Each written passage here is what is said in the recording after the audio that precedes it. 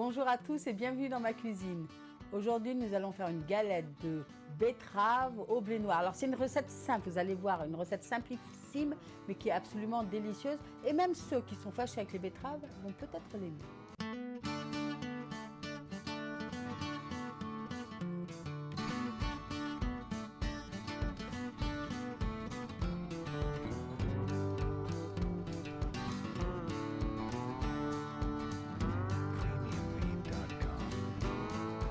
Le seul gros travail, ça aura été de râper la betterave. Alors avec comme si on râpait une carotte. Donc la betterave est crue, pas cuite. Bon, vous pourriez faire la recette de la cuite, mais c'est pas tout à fait pareil. On va saler, poivrer. Enfin, poivrer, saler, hein. J'ai fait le contraire.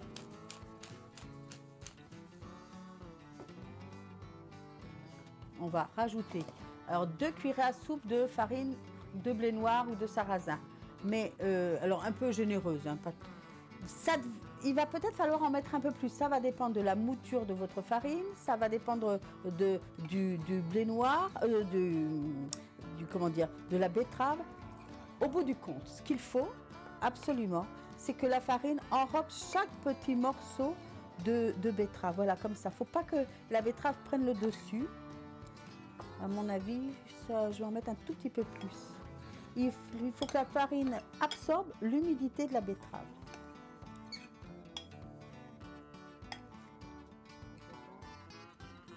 Je vais en mettre un peu plus parce que je vois que là, la petite betterave, elle est en train de prendre le dessus. Hein.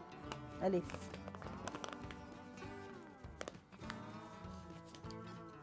C'est intéressant de travailler avec le blé noir parce que ce n'est pas une céréale.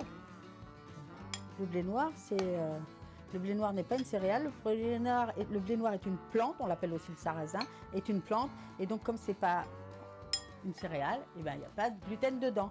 Voilà. On voit bien que la farine enrobe bien chaque morceau. Maintenant, il va nous rester à mettre de l'eau. Alors, c'est à vous de voir combien vous allez mettre d'eau. Parce que maintenant, il faut que c'est la consistance d'une pâte à crêpes. Et ne croyez pas que de rajouter du lait sera mieux. Non, ce sera trop lourd pour cette recette. Quand je vous disais que c'était une recette toute simple.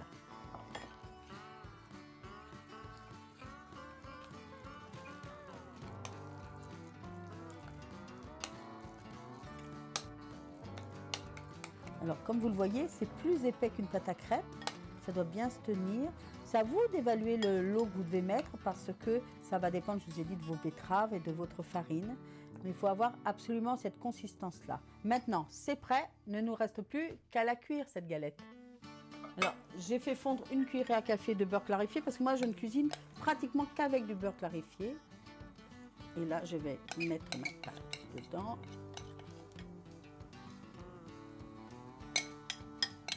On pourrait faire aussi des petites galettes. Moi, j'ai choisi d'en faire une grande.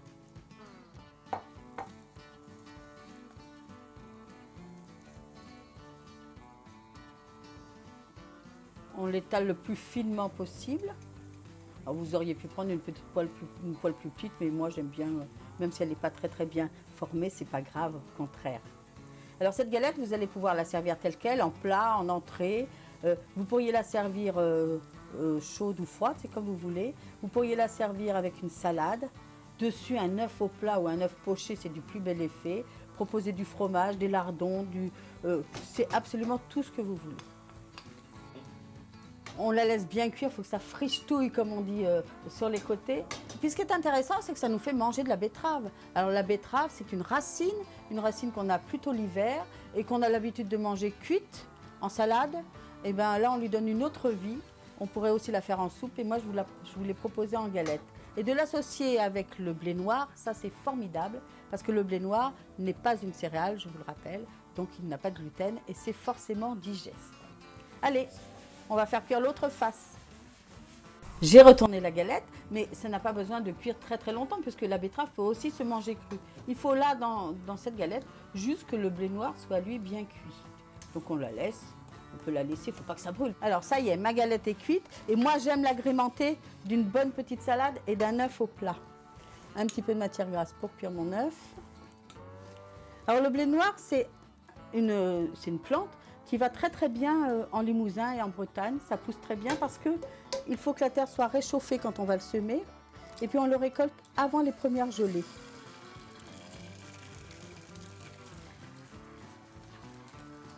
Et c'était le plat des pauvres. Alors le fait que ce ne soit pas une céréale, ça veut dire qu'on ne peut pas le panifier, donc on ne peut pas en faire du pain. Mais on en a fait de tout temps des galettes qu'on appelle ici des galetous, ou des pompes, ou des tourtous, ou des bourrioles. Et on le mange à la place du pain pour saucer, hein, une sauce au vin par exemple. Il serait né d'une légende. Ce serait le sang versé par les hommes pour une belle fée. Parce que la plante est magnifique. Les tiges et les feuilles sont très très rouges alors que la fleur est d'une blancheur immaculée. Quant à notre betterave, parce que comme on dit ici, ces deux-là se sont bien trouvés, betterave et blé noir. Quant à la betterave, elle, c'est la racine, et c'est une racine et c'est la même famille que la blette. D'ailleurs, on pourrait faire la galette avec d'autres racines, avec des carottes, avec des navets, avec des topinambours, c'est comme on veut.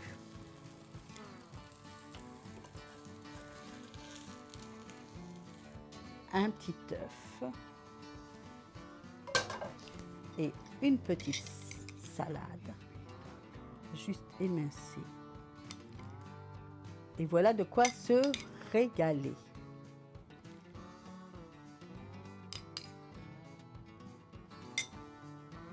Maintenant, il ne reste plus qu'à déguster. Oh, un petit tour de moulin à poivre sur l'œuf, c'est pas mal.